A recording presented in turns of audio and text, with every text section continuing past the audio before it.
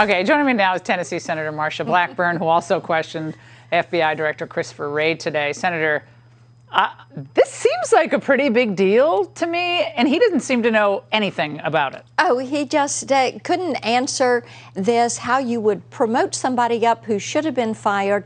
There are serious issues around his judgment, around his decision-making, and they promote him to go handle the January 6th investigation.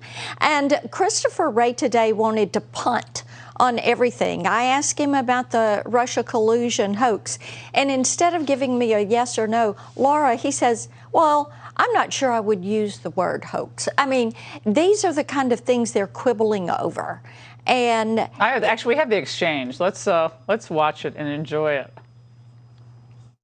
Do you agree that the allegation of secret collusion between President Trump and Russia was a hoax? Yes or no?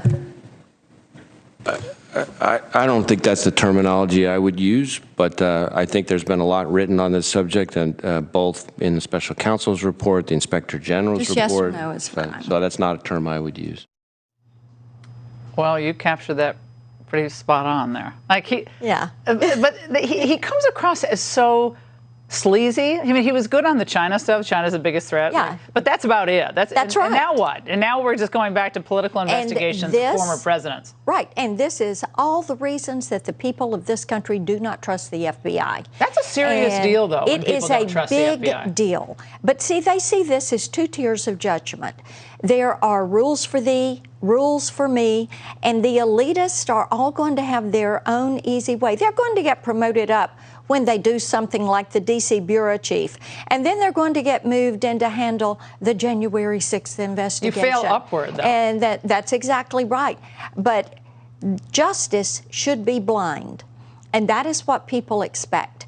And they are listening him today say, quibbling over terminology, not answering the questions. And Laura, I asked him about the border and seeing a serious concern there. Do you realize 56 terrorists already this year, 15 last year, 3 the year before, 0 in 2019 under Trump? Getting worse by the day. Now, Senator, yes. Some breaking news just moments ago. Your Senate colleague, Kristen Sinema, agreed to move forward with the Democrats' tax and spend bill. She could have demanded anything given her bargaining position. She chose to protect the carry interest exemption for private equity. Now, once again, the swamp wins here. I mean, the Democrats reveal themselves to be the party of the elites. The Republicans botched it. Remember the big infrastructure bill that Senator Cassidy from Louisiana came on this show and very dismissively kind of flicked off my concern that they had just given away all their leverage. Oh, no, this makes it less likely that this nonsense is going to go through. What happens? Then you have chips. Who was right, Senator? Yeah, well, you were right about this. Then you have chips. That's $300 billion. Then you have additional spending. This is going to be another $739 billion. Oh, my God. $313 billion in tax increases. And all of your mom and pops on Main Street are going to be affected by this because they're pass-through entities.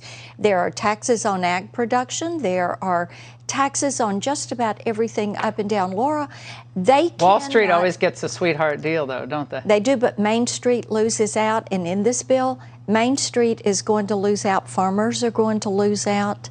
Families are going to lose out. Chips, all this, that component parts, it's going to be coming from overseas. This is one of the biggest sellouts, and she could have been a hero. Instead, she's a zero on this. Senator, I'm so glad you came in. Thank you for questioning Wray, even if he slithered away from a lot of questions. You got it.